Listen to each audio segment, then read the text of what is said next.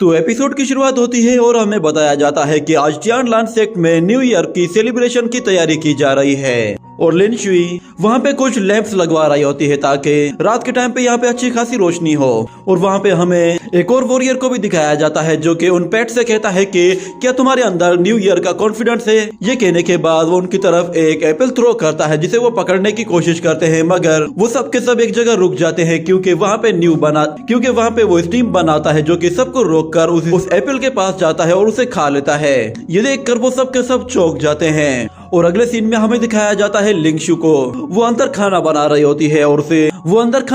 होती है और अचानक से उसके खाने में एक धमाका होता है और हर तरफ धुआं फैल जाता है, जिस पर वो खुद भी हैरान हो जाती है। जिसके बाद लियान उससे कहती है कि क्या हुआ, तो लिंगशु से बताती है कि मैंने तो इसमें बस ब्यूटी एलेक्सियर और लॉन्गेविटी फॉरेस्ट फॉर्म डाला था, आखिर ये एक्सप्लोड क्यों हो गया। तो लियान कहती है कि क्या ये तुम सिर्फ इंटरनल ऑर्गन्स के लिए बना रही हो। इतने में अचानक वहाँ पे एल्डर शेन आता है और कहता है कि बाहर बहुत सारे लोग आए हुए हैं और ऐसा लग रहा है कि जैसे वो सब के सब हमें गिफ्ट देने के लिए आए हैं। तो गिफ्ट का सुनते ही लिंगशु फौरन से दौड़ते हुए बाहर निकल जाती है और वो चम्मच एल्डर शेन के हाथ में पकड़ा देती है, जिस पर एल्डर शेन कहता है कि हाँ क्यों नहीं, ये बड़ा काम तो मैं खुद ही करूंगा, मुझसे बेहतर कोई कुकिंग कर ही नहीं सकता। और वहाँ पे छोटे बच्चे बहुत ही ज्यादा खुश होते हैं और जमीन को बिल्कुल साफ करके चमका देते हैं। और गावलिन भी वहाँ पे सफाई कर रही होती है, मगर वो थोड़ी सी उदास थी क्योंकि उसके साथ बातें करने वाला कोई भी नहीं था। जिस पर वो कहती है कि नया साल आ गया है और सब लोग अपने अपने काम में बिजी हैं, यहाँ तक कि वो इडियट फेंग भी पता नहीं कहाँ चला गया है। ये कहने की ही देर थी कि फेंग वहाँ पे आ जाता है। उसके हाथ में एक छोटा सा बॉक्स होता है जिस पर वो गावलिन से कहता है कि गेस करो ये किसके लिए होगा। तो वो कहती है कि हो सकता है कि ये सीनियर सिस्टर लियानशु के लिए हो, मगर वो कहता है कि नहीं। तो फिर वो कहती है हो सकता है ये रेनशुई के लिए हो, मगर वो कहता है कि नहीं। जिसके बाद गावलिन कहती है हो सकता है कि फिर ये एल्डर शेन के लिए होगा। लिन फेंग कहता है कि नहीं, बिल्कुल भी नहीं, मैंने बाहर हर एक बंदे से पूछ लिया है, यहाँ तक कि हैप्पी ने भी मालूम किया है, किसी को भी पता नहीं कि ये गिफ्ट किसका है। मुझे तो ऐसा लग रहा है कि जैसे ये गिफ्ट मास्टर का होगा। ये सुनकर गावलिन उससे कहती है क्या तुम मरना चाहते हो कि तुम मास्टर का गिफ्ट खोल रहे हो। इतने में अचानक वहाँ पे कोई और आता है जो कि उस गिफ्ट को लिन फेंग के हाथों से छीनकर अपने हाथों में ले आता है, जिस पर लिन फेंग भी थोड़ा सा डर जाता है क्योंकि वो ब्रदर बुफेन था और लिन फेंग को लगा कि शायद वहाँ पे मास्टर शुयान आ गया है। वो उन लोगों से कहता है कि क्या ये मेरे जूनियर ब्रदर का है। ये कहकर वो उसे खोल कर देखता है तो उसके अंदर एक छोटा सा स्क्रोल होता है और फिर वो उन लोगों से कहता है कि न्यू ईयर इवेंट शुरू होने वाला है और मास्टर अभी तक वापस नहीं आए और मुझे लगता है कि शायद वो 3-4 दिन तक तो वापस नहीं आएंगे, तो मुझे लगता है मुझे ये गिफ्ट चेक कर लेना चाहिए। ये कहने के बाद वो स्क्रोल को जैसे ही खोलता है तो वो एक लंबी चिट होती है, जिसे देखकर वो सब के सब चौंक जाते हैं और कहते हैं कि आखिर ये कितनी लंबी होगी और इसमें क्या क्या लिखा हुआ है। और बुफेन उन लोगों से कहता है कि ब्रदर शुयान ने मुझे कुछ बताया नहीं है कि वो कब वापस आएंगे, पर जहाँ तक मैं उन्हें जानता हूँ उन्हें न्यू ईयर की बहुत ज्यादा परवाह है। वो न्यू ईयर को हमेशा सेलिब्रेट करने के लिए आते हैं और मुझे अच्छे से याद है जब वो यंग एज में था तो मास्टर ने बहुत कोशिश की थी कि उसे खुश कर सके। और तुम लोग भी एक मर्तबा अच्छे से जान लो कि ब्रदर शुयान को गुस्सा कभी भी नहीं आना चाहिए, अगर वो कभी गुस्से में आ भी जाए तो उसे किस तरह शांत करना है। लास्ट टाइम जब उसे गुस्सा आया था तो मैंने पूरा 1 मंथ उसे अपने शोल्डर पर उठाकर घुमाया था, तब जाकर वो थोड़ा सा रिलैक्स हुआ था। मगर कहानी यहीं खत्म नहीं हुई थी। मास्टर लोअर रियलम में गए थे ताकि वो शुयान के लिए कोई अच्छा सा गिफ्ट ढूंढ सकें और उन्हें वहाँ पे एक सेक्रेट ट्री नजर आया। तो मास्टर ने उस सेक्रेट ट्री को काटकर उसकी लकड़ी से एक छोटा सा घोड़ा बनाया ताकि वो जूनियर ब्रदर को खुश कर सकें। और वो गिफ्ट जूनियर ब्रदर को बहुत ज्यादा पसंद आया था, जिसे देखकर वो हमेशा से बहुत ही अच्छा फील करते हैं। और उस टाइम के बाद से हमारे टियानलान सेक्ट का यही रूल है कि कोई कहीं भी होगा तो वो न्यू ईयर सेलिब्रेट करने के लिए घर वापस जरूर आएगा।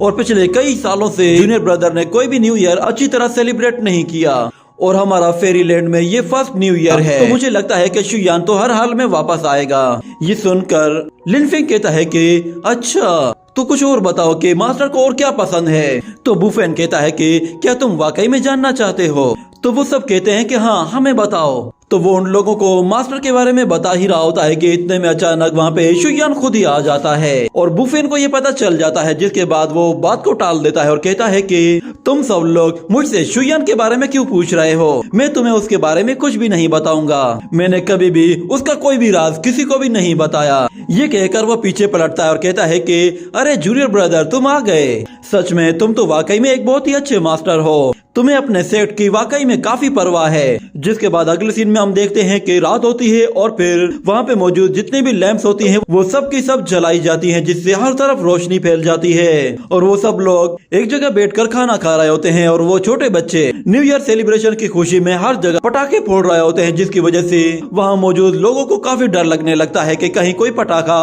उनके पास आकर न फट जाए। मगर इतने में हम लोग देखते हैं कि एक पटाखा वहाँ मौजूद बहुत सारे पटाखों के बीच में जा गिरता है और जैसे ही वो फटता है तो जोंग कहता है कि चलो अब तो गेम ओवर हो गया। इतने में हम देखते हैं कि वो सारे के सारे पटाखे फटना शुरू होते हैं और हर तरफ रौनक ही रौनक हो जाती है। एक पटाखे को एल्डर फेंग अपने हाथों से रोक लेता है और फिर जैसे ही वहाँ से हटता है तो एक दूसरा पटाखा एल्डर शेन को आकर हिट करता है, जिस पे एल्डर शेन को बहुत गुस्सा आता है और लिन फेंग उन छोटे बच्चों को रोकने के लिए उनके पीछे भागना शुरू हो जाता है। वहाँ पे हर जगह सेलिब्रेशन का माहौल बना हुआ होता है और फिर हर जगह से मेहमान आना भी शुरू हो जाते हैं और सबसे पहले हमें उस यंग गर्ल को अपनी सीनियर सिस्टर के साथ दिखाया जाता है। वो लोग भी सेलिब्रेशन के लिए वहाँ पे आ गए थे। वो लोग ये देखकर कहते हैं कि फाइनली हम लोग कितने लकी हैं कि हम लोग टियानलान सेक्ट में न्यू ईयर की सेलिब्रेशन के लिए आए हैं। वहाँ पे मास्टर जेंग और वो दूसरा लड़का भी उसके साथ आया हुआ होता है और मास्टर जेंग कहता है कि लोअर रियलम में हम सब कुछ अपनी मर्जी से करते थे, मगर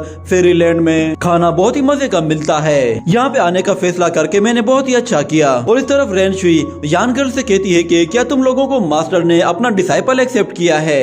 तो यान खुश होते हुए कहती है कि मुझे लगता है कि टियानलान सेक्ट के सारे सीनियर ब्रदर और सिस्टर्स बहुत ही खूबसूरत और दिल के अच्छे होंगे। मगर इतने में वो लोग देखते हैं कि वो डेमन क्वीन लाते मार मार कर फेंग की बॉडी में लगी हुई आग को बुझा रहे होते हैं, जिस पर रेनशुई भी हैरान हो जाती है। और अगले सीन में हमें दिखाया जाता है कि वो सब के सब एक बहुत बड़ी टेबल के चारों तरफ बैठे हुए होते हैं और उनके सामने खानों की भरमार होती है। वो सब लोग न्यू ईयर सेलिब्रेशन के लिए खाना खाना शुरू करते हैं और लिंगर कहती है कि उम्मीद है कि नया साल अब नई खुशियां लेकर आएगा। इतने में रेन मास्टर के पास कुछ चीज लेकर आती है और कहती है कि लोअर रियलम से सभी सेक्ट ने आपके लिए बहुत सारे मैसेजेस भेजे हैं। तो शुयान उन सब के मैसेजेस चेक करता है। उन सब लोगों ने मास्टर शुयान को न्यू ईयर की सेलिब्रेशन के लिए कांग्रेचुलेट कहा था। उन लोगों के लेटर्स देखकर लिंगशु कहती है कि ये लोग तो सच में बहुत ही इंटरेस्टिंग हैं और शुयान कहता है कि हाँ ये अच्छी बात है। जिसके बाद रेनशुई मास्टर को मास्टर की तस्वीर से बना हुआ एक छोटा सा स्टिकर दिखाती है और कहती है कि मैं बहुत टाइम से आपको ये दिखाना चाहती थी, आपको ये कैसा लगा। तो शुयान कहता है कि हाँ ये बहुत अच्छा है। इतने में हम लोग देखते हैं कि फिर वहाँ पे बर्फबारी होना शुरू हो जाती है, जिस पर वो लोग कहते हैं कि अरे वाह यहाँ पे तो दोबारा से बर्फ गिरने लगी है। और शुयान का वो ब्लू ड्रैगन हवा में ऊपर जाता है और जाते साथ ही न्यू ईयर सेलिब्रेशन के लिए आतिशबाजी करना शुरू कर देता है, जिससे वहाँ की खूबसूरती में चार चांद लग जाते हैं। और फिर वो सब लोग एक एक करके अपनी विश मांगना शुरू करते हैं। और सबसे पहले गाओलिन कहती है कि मैं विश करती हूँ कि मुझे नेक्स्ट ईयर होंगलुआन की फाइट देखने को मिले। ये सुनकर लिनफेंग उसे कहता है कि ये होंगलुआन कौन है, मगर वो उसे कोई जवाब नहीं देती, जिस पर वो कहता है कि लगता है कि ये मुझ में इंटरेस्टेड नहीं है। और फिर लिनफेंग कहता है कि मेरी विश ये है कि मैं मास्टर के सबसे बेस्ट डिसाइपल का भी मास्टर बन जाऊं। और कॉमेट कहता है कि हाँ मेरी भी यही विश है।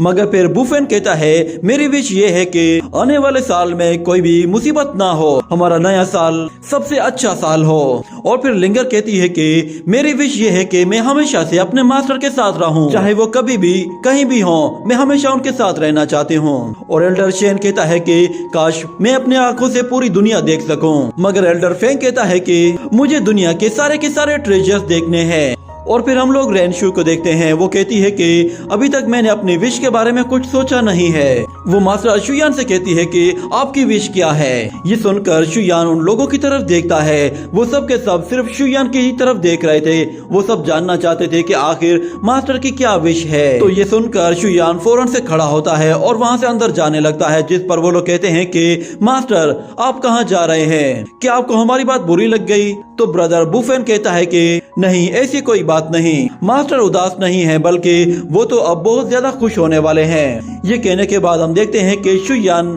हॉल के अंदर वापस आता है और आते साथ ही अपने मास्टर का दिया हुआ वो गिफ्ट बाहर निकालता है, जो कि सीक्रेट वुड का बना हुआ एक छोटा सा टॉय होता है। और अगले सीन में हमें शुयान के मास्टर को दिखाया जाता है। वो शुयान से कहता है कि मेरे प्यारे डिसाइपल, तुम्हें नया साल बहुत बहुत मुबारक हो। ये कहने के साथ ही ये एपिसोड यहीं पे ही एंड हो जाता है।